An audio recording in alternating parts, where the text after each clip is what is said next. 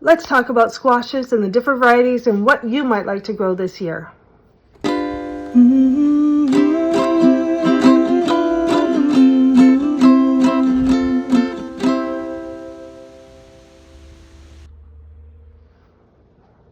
So the first thing you need to know about squashes is that there are 4 main families, and they are Maxima, Delicata, Machata, and Mixta.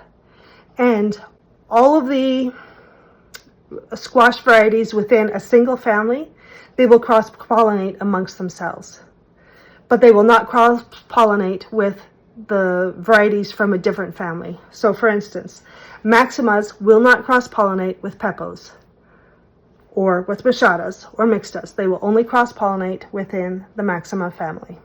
Okay, that's important because that lets you know that you can grow a Maxima variety, a Pepo variety, a Machata variety, and a Mixta variety all together in the same patch, but they will not cross-pollinate as long as you stick to one variety per family. So if you wanted to grow more than one variety within a family, you're going to end up, if you're saving seeds, you're going to end up with a crossed variety, or you're going to have to separate those varieties by a long distance in order to have pure strains if you're saving seed. If you're not saving seed, have at her. Doesn't matter, because the fruits from that season will still taste like the original parent. It's just when you plant them the next season and grow them out, they will be a crossed and they won't taste like the original parent varieties. Okay, so hope that makes sense. Now, so there are some ways to get that. Like I said, planting varieties within the same family a long distance apart. So, and if you don't have a long distance, you could theoretically put a cover over the plant. It'd have to be a fairly large cover because squash plants are fairly large. But you could cover it up and then hand pollinate yourself to make sure that no insects get in to do the pollination. That's how you could keep your seed pure as well. Or say you have a friend who lives a distance away and they don't have anyone around them growing stuff. You could say, if you wanted to grow Delicata and Zucchini, those are both Pepo family, and they will cross-pollinate. And zucchini doesn't taste anything like a sweet Delicata, so you don't want them cross-pollinating, I think. But you might, anyway. But if you don't, then maybe you grow all the Delicata and your friend ways away grows all the zucchini, and you guys share the produce. That's one workaround. Okay, so now the differences between the varieties. Pepos don't generally store very well. Not very long anyway. So, and you can tell the varieties apart by their storage capacity, generally, somewhat on flavor sometimes, but mostly by their leaves and stems, and their skin. So, Pepos have 5-sided stems, prickly leaves and stems, and the fruit is often ribbed, and they can store up to 4 months. And the Pepos generally don't need to be cured before storing. And curing is just holding it at a certain temperature to set the sugars, and then they store longer than if they aren't cured at that temperature for a certain amount of time.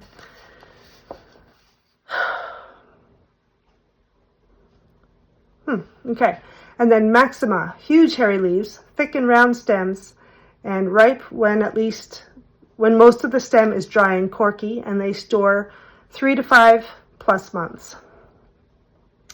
Did I say the Pepos don't need curing? I can't remember, but anyway, they generally don't. And Machata, large hairy leaves, fruits have angular and flared stems, and they are the most trouble-free of the squashes, ready when the skin is tan-colored, and they store 4 to 8 plus months. Mixta is usually found in the southern United States where it's hot and dry, and I obviously don't have that climate because I'm in Alberta, zone 3, pretty cold, cool, short summers. So I kind of just don't care too much about mixtas, but they are drought resistant. And oh yeah, I didn't write anything about how to tell them because I don't have them.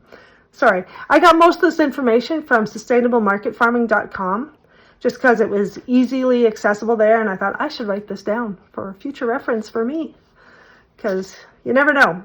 But you can find it in lots of different books and stuff. So, for storing squashes, you want to have them a little bit cooler than room temperature. So room temperature is like 70 degrees, and squashes like to be stored at 50 to 60 degrees. So if you have a cool room in your house, that's where you'd want to put them.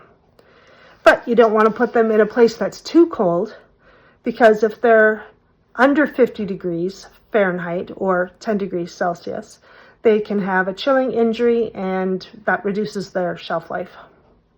And you don't want to store them with potatoes or onions, because that'll cause the potatoes or onions to sprout. But that's way in the future. That's in the fall. Let's talk about planting, because that's the exciting part. Well, it's all exciting. Now,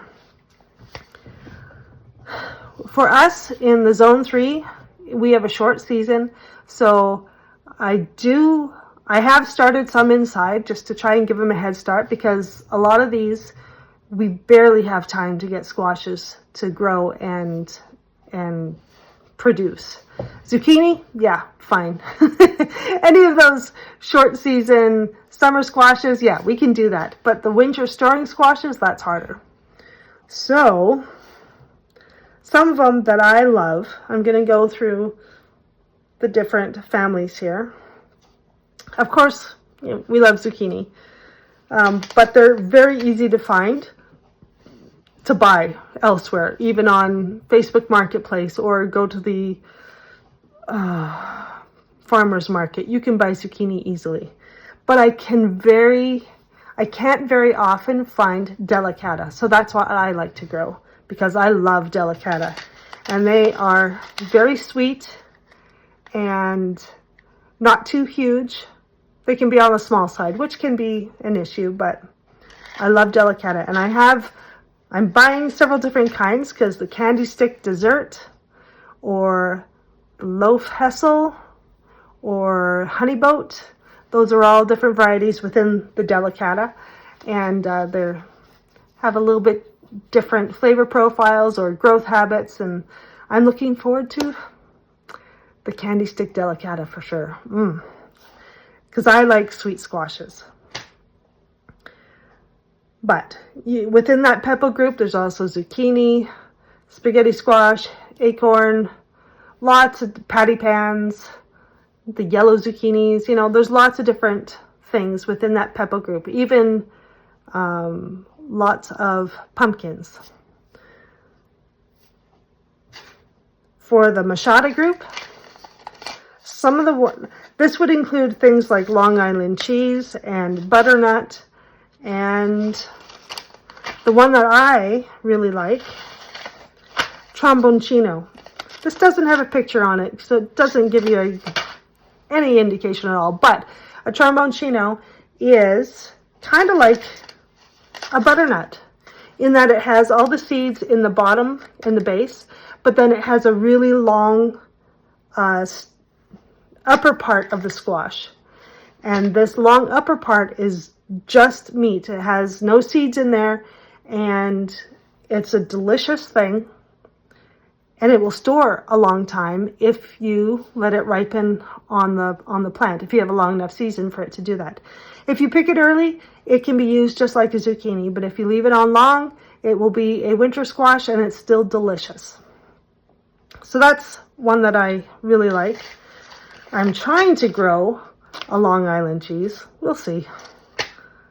And the one time I did grow tromboncino last year, but I was only able to use it as a summer squash. It didn't get big enough or mature enough to be saved as a winter squash. But when I lived in Edmonton and I had raised bed boxes, and I don't think I did a presentation about our garden boxes in Edmonton. It's one of the videos on here. And I don't know if I had any photos of that though, when I grew tromboncino squash in the raised beds, because the raised beds keep the soil warmer, so the squash had more heat and was able to mature. And we had wonderful squashes that year. Okay, so that's machada.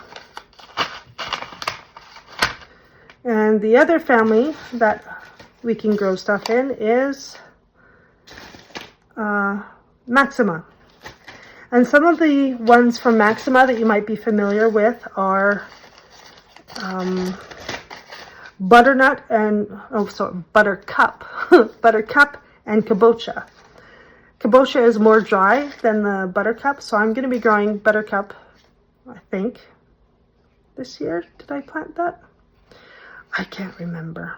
Okay, I'll have to go back and look. But, so the buttercup, kabocha, and Oregon sweetmeat. This is some save seed that I grew last year. This stores a really long time. Let's see if I have a picture of it. Hold on. I think this is it. Nope, that's not it. It can store for close to a year. And it keeps the sweetness. It has great eating quality. It grows fairly large. It does take a bit more heat and more time, but so, let's see. Another one. Oh, this one I grew. I started this one, Lower Salmon River squash, this year. We're gonna try it. It says it produces well in short Alberta season. We'll see. But there's lots of different varieties for whatever you're looking for. Now, one thing that I will say about squash is that it stores, the winter squashes store really well, so without processing, so that's a plus. And they can be fed to your animals if you need to supplement their food.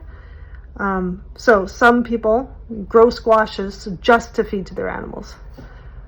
I wouldn't do that if I really loved my squashes, but if you weren't, if it didn't matter too much or you had an excess, that's one way you could go. They're great for calories. If you are needing a crop that is going to sustain you, and that's corn, squashes, and beans. Those are the squashes that Indigenous peoples grew and ate to sustain them through long winters. Because you need those calories. All the greens in the world are not going to give you the calories that you need to get through a winter. They just aren't. So that's why people grow these. They're for preparedness, long-term food storage. Hi, did you know I wrote a cookbook? It's called Delicious, Cheap, Healthy, Whole Grains, Beans, and Lentils, Staples for Budget-Friendly Meals. In it, you'll find recipes for breakfast, lunch, dinner, dessert, snacks, and staples, all the good stuff. And it's available on Amazon. I'll leave a link in the description below. Okay, back to the video. All right. If you have questions, please comment below and I will try and get back to you. Tell me what squashes you're going to be growing this year. I'd love to hear what grows well for you in your area and why you like it, because you never know. There's so many different varieties out there, or maybe you're growing your own special variety. There's so many things out there for everyone. Let me know what you love about yours, and maybe I would love that too, or maybe someone else would. So please comment, like, subscribe, share, help a girl out. Thanks. We'll talk to you later.